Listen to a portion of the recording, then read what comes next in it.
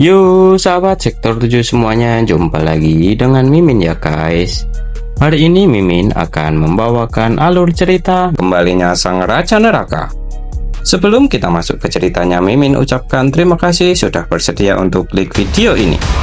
Dan jangan lupa dukung Mimin dengan cara subscribe, like, komen, serta share videonya ya guys. Semoga kalian semua terhibur. Jika ada yang mau berdonasi, boleh ya guys. Link ada di deskripsi. Tak perlu menunggu lama lagi, langsung saja kita masuk ke videonya. Pada video kali ini diceritakan bahwa si murid ular dan Huama telah sampai di Taman Ria. Sesampainya di sana, murid ular itu pun menyimpulkan jika Dong Bangsa ada di Taman Ria ini. Kemudian Huama pun menginfokan jika berdasarkan informasi terakhir yang dirinya terima, Dong Bangsa memang sering datang ke tempat ini. Mendengar hal itu, murid ular itu pun kesal lalu memegang kerah baju Huama dan mendorongnya ke tembok. Kemudian dengan ekspresi kekesalannya mengatakan jika sebaiknya Huama tak main-main serta tak bercanda seperti itu. Karena dari perkataan Huama sebelumnya ada kemungkinan jika Dong Bangsa bisa saja tak ada di sini. Padahal dirinya sebelumnya telah menyuruh Huama untuk mengantarkan dirinya kepada Dong Bangsa. Dengan ekspresi ketakutannya, Huama pun beralasan jika tempat tinggal Dong Bangsa itu sering berpindah-pindah. Dan dia tak akan kembali ke tempat yang sudah pernah ditinggalinya. Kemudian murid ular itu pun melepaskan cengkeramannya lalu meminta agar menjelaskannya dengan detail. Sedangkan Huama terlihat terbatuk-batuk dan menjelaskan jika sebenarnya Dong Bangsa adalah makhluk yang menerima hukuman di neraka. Akan tetapi sekitar 300 tahun yang lalu dia kabur dari neraka dan terus melarikan diri tanpa henti di dunia manusia. Menanggapi hal itu dengan muka seriusnya, murid ular itu pun berujar jika ternyata Dong Bangsa sejak awal memanglah seorang buronan. Namun jika kejadian itu 300 tahun yang lalu, itu berarti sebelum Huama dan mayat hidup lainnya datang ke dunia manusia, Dong Bangsa sudah ada di dunia manusia duluan. Kemudian Huama pun membenarkan perkataan dari murid ular itu sembari menjelaskan jika dirinya mendengar bahwa dia jatuh bersama dengan meteor. Akan tetapi murid ular itu salah sangka dengan menebak jika Huama sedang mengubah topik pembicaraan. Namun Huama pun menambahkan penjelasan yang sangat penting, yaitu Dong Bangsa sialan itu merupakan seorang ahli penyamaran. Dan sepengetahuannya, Dong Bangsa bisa mengubah penampilannya menjadi siapapun, seperti wanita muda, anak-anak, atau pria paruh baya. Dan dirinya juga tak tahu apa alasannya sering terlihat di Taman Ria. Tapi hanya dengan kayu pohon putih ini dia bisa ditangkap. Kayu ini dibuat oleh makhluk yang bernama Kang Rim. Jika si pembawa kayu berada di dekat Dong Bangsa, maka kayu itu akan bersinar. Kemudian murid ular itu pun mengambil kayu itu sembari mengatakan bahwa pada akhirnya mereka hanya bisa menunggu makhluk tak dikenal yang bisa muncul kapanpun. Sedangkan Huama menimpali jika dirinya bisa memberitahunya jika nanti dia muncul selagi mereka berdua menunggu. Akan tetapi ada sepasang kekasih di dekat mereka yang mengetahui identitas mereka sebagai mayat hidup. Kemudian mereka berniat melaporkannya kepada petugas pemakaman, lalu pergi dari tempat ini diam-diam. Namun di luar dugaan, si wanita pun terdiam dan bergumam jika dia mendapatkan perintah dari Tuan Ular. Bersamaan dengan hal itu, dia pun langsung mencekik pasangannya itu karena perintah dari Tuan Ular. Akan tetapi terlihat Huama sedikit gugup dengan apa yang dilakukan oleh murid ular itu dan mengusulkan agar dirinya saja yang membereskan masalah itu. Akan tetapi murid ular itu pun tak menyetujui ide itu lalu menyuruh Huama untuk diam saja. Karena saat ini pacarnya sedang mencekiknya hingga tak bisa melawan. Tugas Huama adalah jika nantinya manusia itu sudah kehilangan nyawanya, singkirkan dia ke markas dan ambil jantungnya. Mendengar hal itu, Huama pun terdiam karena terkejut sembari dalam hatinya menggerutu karena sikap murid ular itu tak seperti manusia pada umumnya. sama sekali tak memiliki hati nurani ataupun rasa bersalah sama sekali. Kemudian lamunannya pun disadarkan oleh murid ular yang memberikan perintah kepada Huama karena dia terlalu menarik perhatian. Biar dirinya saja yang berjaga di sini dan Huama saat ini harus membantu Huasa untuk mengumpulkan jantung yang dirinya minta. Karena jika Huama tetap di sini dan Dong Bangsa menyadari keberadaannya lalu kabur lagi, maka semua yang mereka lakukan selama ini akan menjadi sia-sia. Kemudian murid ular pun saat ini berada di tempat yang tinggi sembari mengamati ramainya taman ria itu. Terlihat bahwa dia ternotis sesuatu saat melihat seorang wanita yang sepertinya memakai baju seragam sekolah tempatnya dulu berada. Karena hal itu, ingatan masa lalunya pun kembali diingatnya. Terlihat bahwa murid ular itu merupakan seorang anak sekolah yang selalu dibuli oleh teman-teman sekolahnya. Diketahui juga bahwa ternyata dia tak bisa berjalan dengan kakinya. Maka dari itu kemanapun dia pergi harus menggunakan kursi roda. Diketahui bahwa murid ular itu bernama Kim Sion. Dalam kondisi terbuli itu tiba-tiba seorang guru pun datang menyelamatkannya. Terlihat dia menyingkirkan paku payung di bawah Kim Sion serta membopongnya menjauh dari pagar atap sekolah itu. Guru itu pun menanyakan apa yang terjadi kepadanya karena bajunya saat ini terlihat basah karena keringat. Namun Kim Sion pun menanyakan siapakah yang menyelamatkannya itu saat ini. Menjawab pertanyaan itu, dirinya pun memperkenalkan diri sebagai seorang guru yang merupakan wakil wali kelas untuk kelas 2. Lalu menanyakan apakah dia baik-baik saja dan bisa berdiri. Kim Sion pun menanggapi dengan mengatakan jika kakinya lumpuh dari lahir. Lalu meminta tolong untuk diambilkan kursi roda yang tergeletak tak jauh dari tempatnya ini. Setelah itu, Sion pun duduk di kursi rodanya dan bu guru yang menolongnya pun mengumpulkan kertas tulisan yang berserakan di atas lantai. Lalu bertanya, kenapa Sion dibully seperti itu? Mendengar hal itu, dengan muka yang sedikit masam, Sion pun berujar jika gurunya itu pasti merupakan seorang guru magang.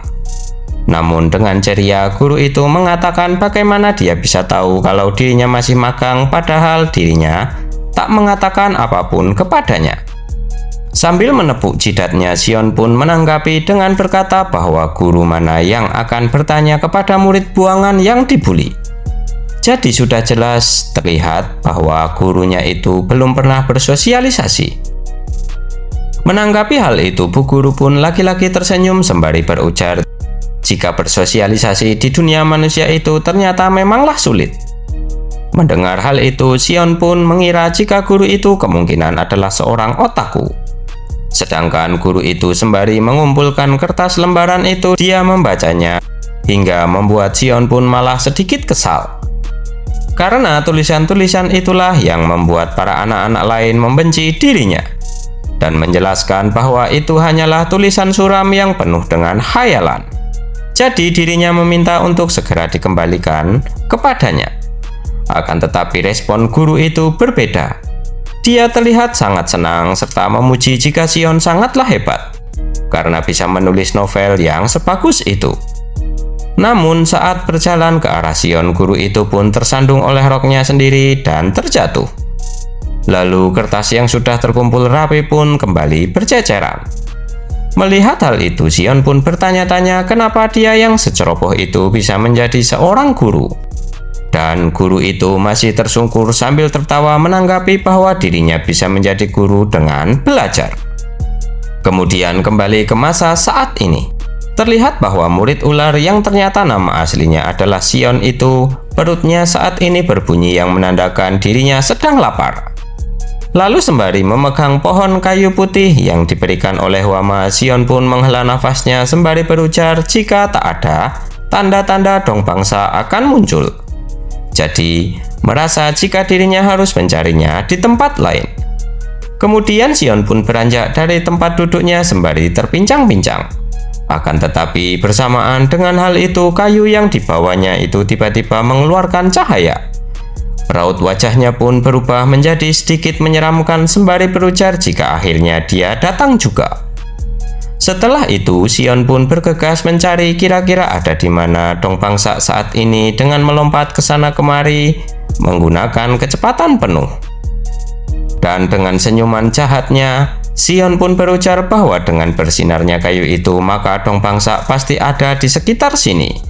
Terlebih lagi, jika kekuatan keabadian itu jatuh ke tangannya, maka dirinya tak akan bisa dihabisi oleh monster itu, si Raja Neraka. Dirinya juga tak habis pikir jika Raja Neraka bisa lembut kepada orang-orang yang lemah namun keras kepada orang-orang yang kuat. Itu adalah hal konyol yang dirinya ketahui dari Raja Neraka. Kemudian masih dengan raut wajah senangnya namun menyeramkan, Sion pun turun di atas tanah dan berjalan sambil terpincang-pincang dengan aura keluar dari sekujur tubuhnya. Dirinya juga mengatakan bahwa dalam hidup yang lemah akan menjadi mangsa yang lebih kuat, dan yang kuat akan memangsa yang lemah. Karena siapapun yang lemah dan bodoh pasti akan kehilangan nyawanya. Ternyata ada seseorang yang duduk di sebuah kursi dan kayu itu bersinar lebih terang saat mendekatinya. Jadi Sion menduga jika dia adalah Dong Bangsa. Akan tetapi ternyata yang duduk di sana adalah Raja Neraka yang memegang kayu hitam. Lalu sambil meraih pundaknya, Sion pun belum tahu jika itu adalah Raja Neraka. Kemudian sambil tersenyum jahat, Sion pun menambahkan jika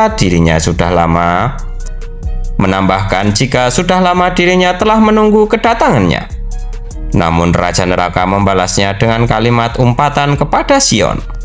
Mendengar respon itu, Sion pun bertanya apa yang baru saja dia katakan.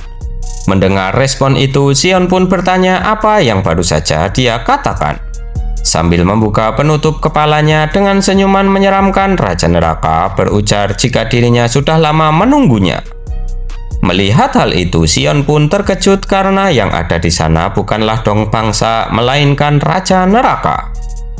Dan bersamaan dengan hal itu, Raja Neraka pun langsung memukul wajah Sion hingga membuatnya terpental ke belakang. Dalam kondisi itu, Sion pun merasa sial karena bertemu dengan Raja Neraka. Padahal dirinya sudah mengikuti sinyal dari kayu putih itu. Namun dia langsung tersadar karena Raja Neraka saat ini sedang membawa arang hitam dan semua ini terjadi kemungkinan karena arang hitam itu. Sedangkan Raja Neraka pun menyeringai senang bisa bertemu lagi dengan Sion saat ini dan memukulnya. Kemudian, sedikit flashback sesaat sebelum Raja Neraka pergi ke Taman Ria. Di sana diperlihatkan bahwa Baekwo menanyakan kepada Raja Neraka apakah dia mengingat tentang kayu pohon putih kepadanya. Sambil memegangi dagunya, Raja Neraka pun berujar jika sepertinya dirinya pernah mendengarnya di suatu tempat. Namun mendengar jawaban itu, Baekwo pun kesal dan meminta izin untuk memukul Raja Neraka saja. Namun Raja Neraka menolaknya. Lalu setelah itu Baekwo juga bertanya lagi apakah Raja Neraka juga ingat pernah menyuruh Kang Rim pergi untuk menangkap Dong Bangsa. Dengan sedikit gugup, Raja Neraka pun menanggapi dengan berujar apakah dirinya pernah melakukan hal itu. Baekwo pun tambah kesal kemudian menjelaskan bahwa kayu pohon putih adalah benda yang dibuat oleh Kang Rim demi melaksanakan tugas dari Raja Neraka. Benda itu memiliki kemampuan untuk menemukan Dong Bangsa. Dan setelah Tuan Tolpo mengambil alih tugas Raja Neraka, kepemilikan kayu pohon putih itu pun beralih kepadanya. Jadi benda itu kemungkinan besar saat ini ada di tangan Huama dan Hwasa karena mereka berdua diberi tugas untuk mencari Dong Bangsa.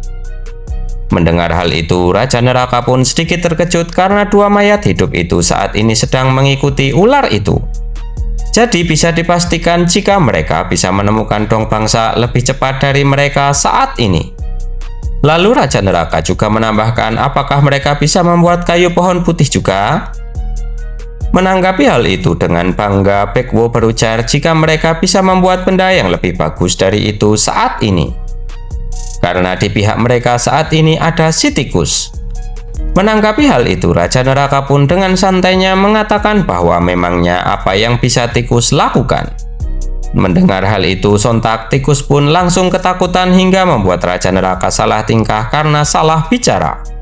Lalu si tikus pun menjelaskan bahwa dirinya memang tak memiliki kemampuan bertarung dan tak sepintar Baekwo. Namun dirinya bisa membuat tiruan benda hanya dengan sekali lihat saja. Karena itu adalah kemampuan pakaian jenazah miliknya yang bernama efek pembelajaran. Kemudian memperkenalkan dirinya yang bernama Sojabin yang merupakan si tikus dari 12 cabang bumi dan bekerja sebagai pengelola benda ajaib saat berada di bawah pimpinan Tuan Tolbu. Lalu dengan penuh keyakinan Jabin pun mengatakan jika dirinya saat ini akan membuatkan kayu pohon hitam yang mampu mengecoh kayu pohon putih. Kemudian kembali ke Taman Ria. Terlihat jika Raja Neraka dan Sion pun bersiap untuk bertarung. Sion pun bersiap menyerang Raja Neraka sembari berujar jika Raja Neraka tak akan mampu menghabisi dirinya hanya karena menipunya dengan menggunakan kayu pohon hitam itu. Dan setelah itu melemparkan serangan ke arah Raja Neraka. Menanggapi hal itu, Raja Neraka pun tersenyum senang sembari mengatakan jika itu bukanlah hal yang mustahil terjadi. Sion terlihat kesal dengan jawaban dari Raja Neraka itu. Tak sampai di situ saja, sambil melompat ke udara, Raja Neraka pun melemparkan api neraka ke arah Sion, dan Sion pun dapat menghindarinya. Akan tetapi, Raja Neraka tak memberinya kesempatan untuk berpikir lalu menyerangnya lagi, dan lagi. Sion pun kewalahan menerima semua serangan dari Raja Neraka itu hingga dia pun melakukan kombinasi serangan dengan ular hijau raksasanya untuk melawan Raja Neraka. Namun hal itu sia-sia karena ular itu pun dihajar oleh Raja Neraka. Sion pun tak menyerah lalu menyerang Raja Neraka menggunakan jurus manusia ular alam baka. Bersamaan dengan hal itu, serangan pun mendatangi Raja Neraka secara bertubi-tubi. Akan tetapi semua bisa dihindari oleh Raja Neraka dengan mulus. Saat Raja Neraka menghindar dengan melompat ke udara, Sion pun girang lalu kembali melancarkan serangan yang kemungkinan besar tak bisa dihindari saat berada di atas udara. Namun tebakannya pun sia-sia karena Raja Neraka juga tengah bersiap untuk menyerangnya menggunakan jurus baru yang telah dirinya ciptakan sebelumnya. Dengan berujar, merekahlah bunga karma. Bersamaan dengan hal itu, Raja Neraka melompat di atas Sion dan langsung menghantamnya menggunakan bunga karma itu. Sion pun mencoba untuk menahannya sekuat yang ia bisa. Lalu ledakan yang sangat luar biasa pun terjadi akibat benturan dari serangan Raja Neraka itu hingga membuat para pengunjung Taman Ria pun panik mengira telah terjadi gempa bumi.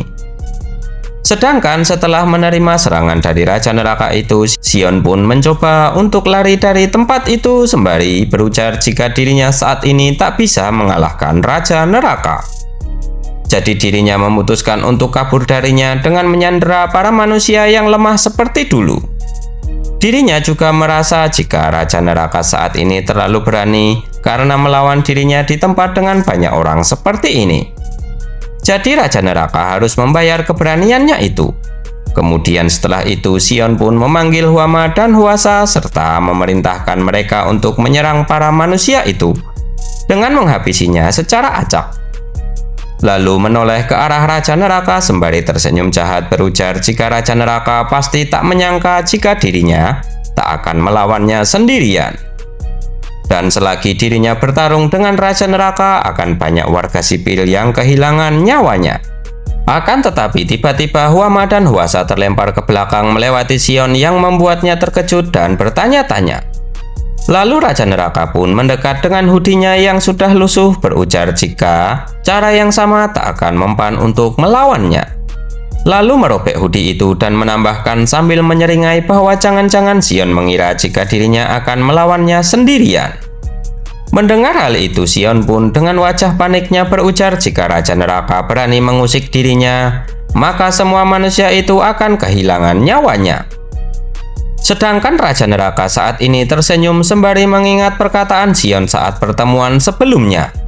Terlihat juga di sana Raja Neraka sudah ditemani oleh Gyunwo, Cleopatra, dan juga Jiwo. Dan dengan muka mengejek menantang Sion menggunakan kata-kata yang sebelumnya Sion gunakan. Lalu Raja Neraka pun berujar bahwa Sion boleh mencobanya jika bisa. Dasar bodoh. Bagaimanakah kelanjutan ceritanya? Kita lanjutkan di video berikutnya ya guys. Terima kasih sudah menonton. Jumpa lagi dan bye-bye.